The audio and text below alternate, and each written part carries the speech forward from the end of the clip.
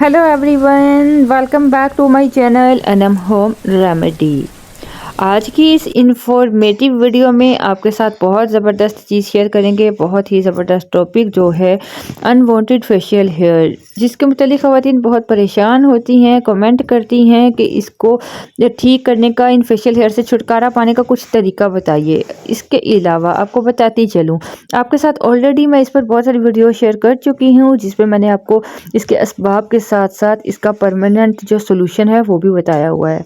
बहरहाल आज हम बात करते हैं कि ये जो फेशियल हेयर है, इनके असबाब क्या हैं, क्यों होते हैं चेहरे पे फेशियल हेयर। और दूसरी बात फिर हम बात करेंगे होम रेमेडीज़ पर कि कौन सी नेचुरल रेमेडीज़ है जो आपके इफ़ेक्टिवली आपके जो फेशियल हेयर हैं, अनवांटेड फेशियल हेयर, उनको रिमूव करेगा। अच्छा, अब सबसे पहले असबाब पे जाते हैं। अगर आप लोग असबाब को समझ लेते हो, उस पर आप ध्यान देते हो, उन असबाब को, उन वजूहात को ख़त्म करने की कोशिश करते हो, तो ऑटोमेटिकली आपकी जितनी भी प्रॉब्लम्स होती हैं, वो चाहे ब्यूटी से रिलेटेड हो, चाहे वो हेल्थ से रिलेटेड हो, वो ठीक हो जाती हैं।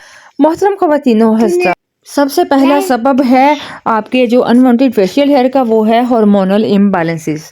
आपके हार्मोन्स इम्बैलेंस हो जाते हैं, जिसकी वजह से ख़वातीन में बहुत प्रॉब्लम होती है कि हार्मोन्स इम्बैलेंस हो जाते हैं, तो इस वजह से उन्हें पीसीओएस की प्रॉब्लम हो जाती है। और पीसीओएस की प्रॉब्लम की वजह से ये जो आपके चेहरे पे फेशियल हेयर आने लगते हैं, हेयर की ग्रोथ में इजाफा हो जाता है।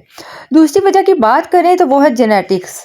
ये भी बहुत ही आप कह लो सिग्निफिकेंट रोल अदा करती है। ये जो वजह है, ये कॉज है, ये सबब है, क्योंकि अगर आपकी फैमिली हिस्ट्री में किसी के फेशियल हेयर रह चुके हैं तो माइट भी आप इस प्रॉब्लम का शिकार हो। अब तीसरी वजह की बात करें तो मेडिकेशन और हेल्थ इश्यूज आ जाते हैं, हेल्थ कंडीशन आ जाती है, जिसकी वजह से आपके ये जो प्रॉब्लम्स होती हैं हेल्थ इश्यूज से रिलेटेड, ये ट्रिगर करती हैं आपके अनवांटेड फेशियल हेयर की ग्रोथ में। ठीक है, आपके फेशियल हेयर की ग्रोथ में इजाफा हो जाता है। तो हम बात अब कर लेते हैं नेचुरल होम रेमेडीज़ के मुतालिक, जिससे आप अपने फेशियल हेयर से छुटकारा पा सकते हैं।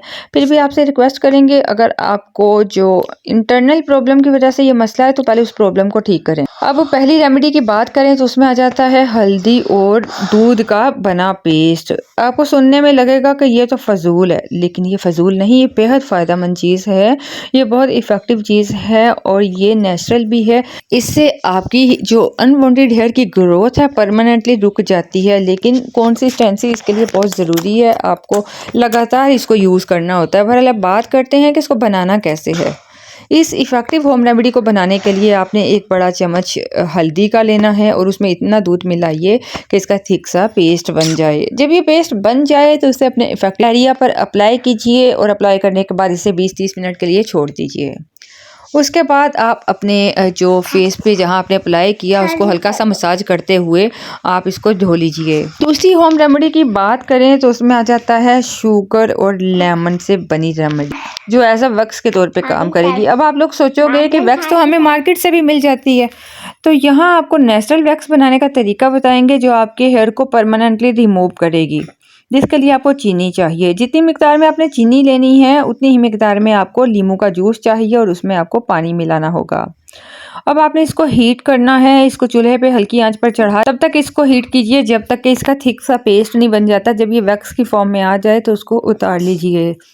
इसे डायरेक्टली अपने आप जो हेयर ग्रोथ की डायरेक्शन में अप्लाई कीजिए और कोई भी क्लॉथ की आप स्ट्रिप सी ले लीजिए या जो भी स्ट्रिप है उसे इसके ऊपर अप्लाई कीजिए और आप इसे क्विकली आप इसको पुल ऑफ कर दीजिए। ठीक है, जैसे वैक्स के लिए आप स्ट्रिप्स का यूज़ करते हो सेम वैसे यूज़ करना होगा, लेकिन ये नेचुरल मेथड है, इसको मुसलसल इस्तेमाल करते रहोगे तो परमानेंटली हेयर रिमूव हो जाते हैं। तीसरी रेमेडी की बात की जाए तो एग वाइट मास्क बहुत ज़बरदस्त चीज़ है। ये आपको एंटी एजिंग इफेक्ट भी देता है, इससे आपके चेहरे पे निखार आती है, आपकी झुर्रियाँ ख़त्म होती हैं, आपका स्किन टाइट होती है, इसी तरह आपके अनवांटेड जो हेयर हैं वो रिमूव हो जाते हैं। तो आप लोगों को करना क्या है, एक अंडे की सफेदी को लेकर अच्छी तरह से उसे फेंट लीजिए और फिर उसे अपने फेस पर अप्लाई कीजिए, इसको ड्राई होने दीजिए। जब ये ड्राई हो जाए तो इसे पील ऑफ मास्क की तरह इसे पील ऑफ कर लीजिए। चौथी रेमेडी की बात करते हैं। इसमें से जो भी रेमेडी इजीली अवेलेबल हो वो यूज़ कीजिए, नेचुरल है, कोई साइड इफ़ेक्ट नहीं है, मुसलसल इसका इस्तेमाल कीजिए, देखिएगा कि आपको कितना ज़बरदस्त रिज़ल्ट मिलता है। लास्ट जो रेमेडी है वो है ग्राम फ्लोर और योगर्ट से बनी। इसके लिए आपको ग्राम फ्लोर भी बहुत ज़बरदस्त है स्किन के लिए और फेशियल हेयर को रिमूव करने के लिए बहुत ज़बरदस्त नेचुरल चीज़ है। बेसन हर घर में मौजूद होता है। आप बेसन ले लीजिए, उसमें इतनी मिकदार में दही मिलाइए कि इसका पेस्ट बन जाए।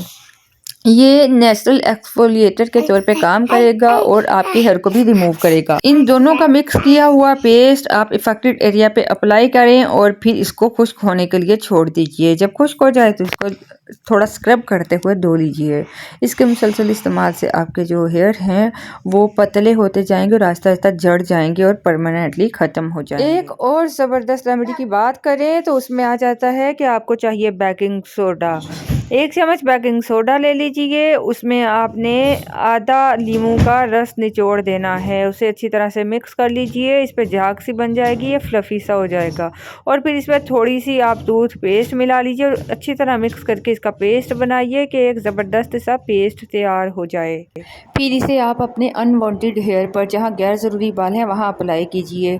याद रहिए किसी भी आप पेस्ट को अप्लाई करने से पहले थोड़ा पैच टेस्ट ज़रूर कर लिया करें ताकि आपको पता हो कि इससे आपको एलर्जी नहीं हुई, फिर उसके बाद आप इसे यूज़ किया करें। तो इसी तरह फिर इस पेस्ट को पैच टेस्ट करने के बाद अपने इफेक्टेड एरिया पर लगाएं, लगाकर कुछ देर ड्राई होने के लिए छोड़ दीजिए। उसके बाद आप हल्के हाथों से जैसे स्क्रब करते हैं, स्क्रबिंग करते हुए इसको उतार लीजिए।